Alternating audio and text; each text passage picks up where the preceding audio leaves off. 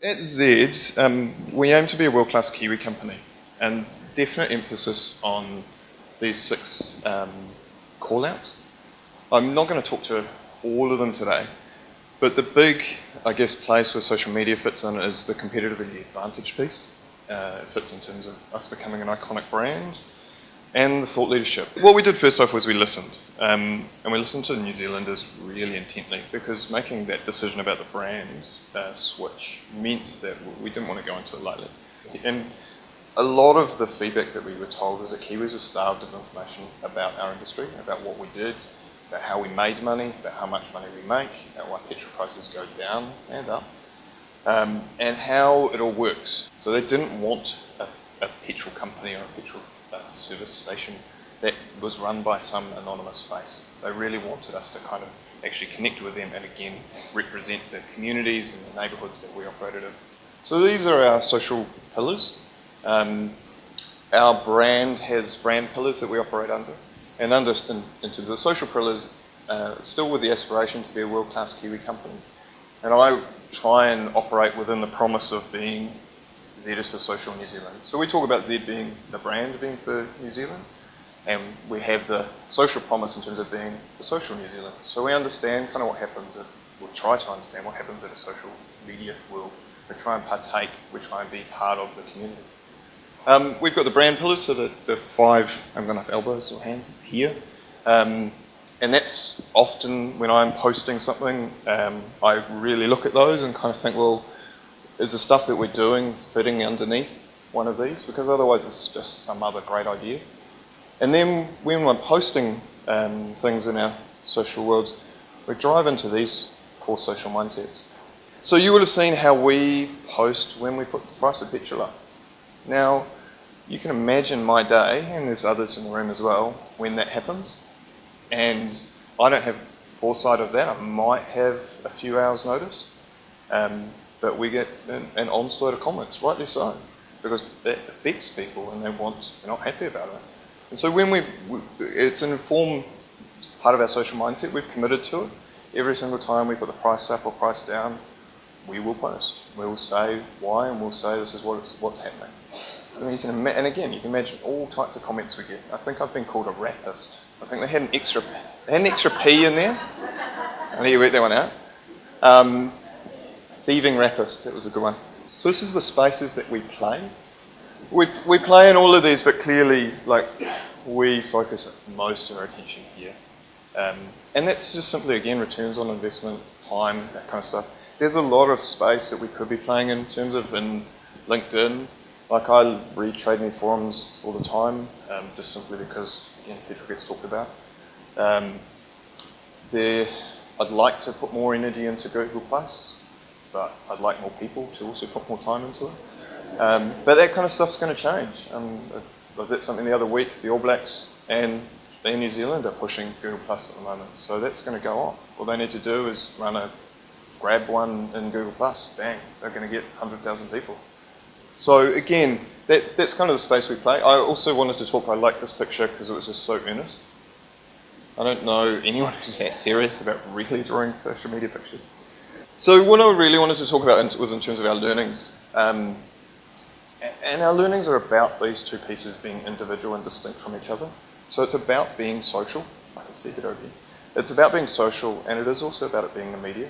So we've talked a lot about this internally and kind of thought, okay, so how can we get this return on our time and our investment and our dollars into it?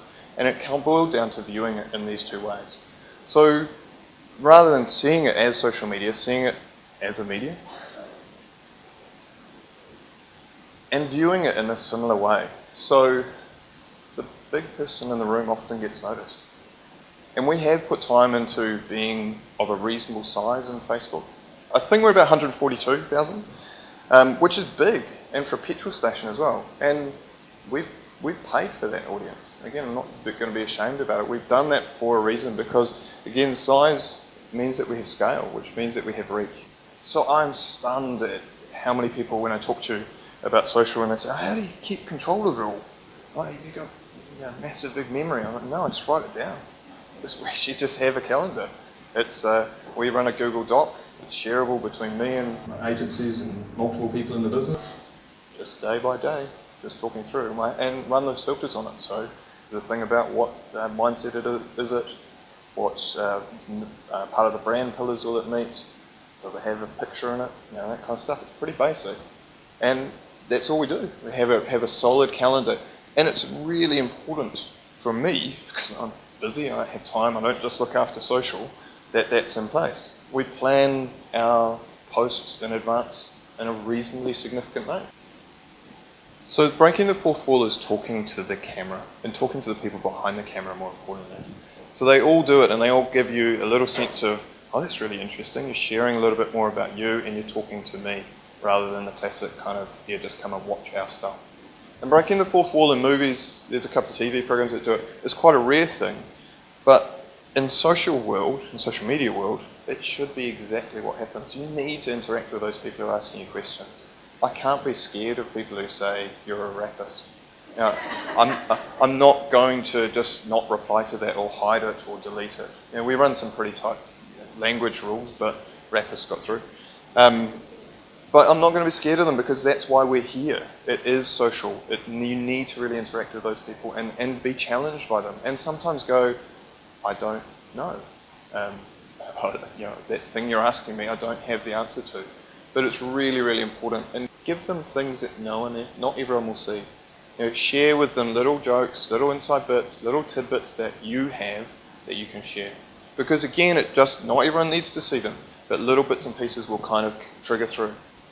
It's really important to try to be, or to aim to be interested and not interesting. So Forrest Gump, despite him being fairly amazing at a whole heap of stuff, is a really good exponent of this because he wasn't trying to be interesting. He was really interested in the people that he engaged with. You think back through that movie, constantly he's talking to them. He's trying to find out more about them. He's oblivious to his own amazingness. And if you reflect that in social, it will come back to you in a good way. So we really do try and not just talk about, hey, we're awesome, here's all the things that we do that are awesome, and use awesome lots. We try and be interested and give people the time that they've taken to ask us questions back to them, because it's really important. These people are not my mates. These people are people who have followed us on Twitter. There's a real important difference between and asking yourself that question and remembering, there's probably a few of you up there, about do they actually really like you? And coming to that point I made before, or do they like you because they like their friends? So again, being careful with that distinction and not getting too caught up when people say stuff about you and call you names or get upset with your product or whatever. They're your customers as well. So interact with them, but don't freak out about it. They're there doing their thing as well. They're not your friends. It's different from your personal Facebook page. It's different from your personal Twitter account. So in summary, have a purpose. Size equals reach, which is great, but it does cost. Aim for engagement. Use targeting to get that. Think about your posts. Paid ads aren't the devil. They're not necessarily the worst thing in the world, but make sure you've got a posting calendar and think through that stuff. Get a team, talk with others, engage, and be interested in your audience. Talk to them as if they were standing in front of you. Think about whether they really like you before you start engaging with them as well. So we have to really consider that. We operate a fan page from a business point of view. Fail, laugh it off, and then most importantly learn. Because without the learning piece, you just keep failing. But it is really important to do that stuff. If you are sitting there worrying about it, as long as it's not offensive, give it a crack. You can also just put it up for a little bit of time or target it to an audience or do some smaller stuff and learn from it. And that's all I've really got to say unless there's any questions.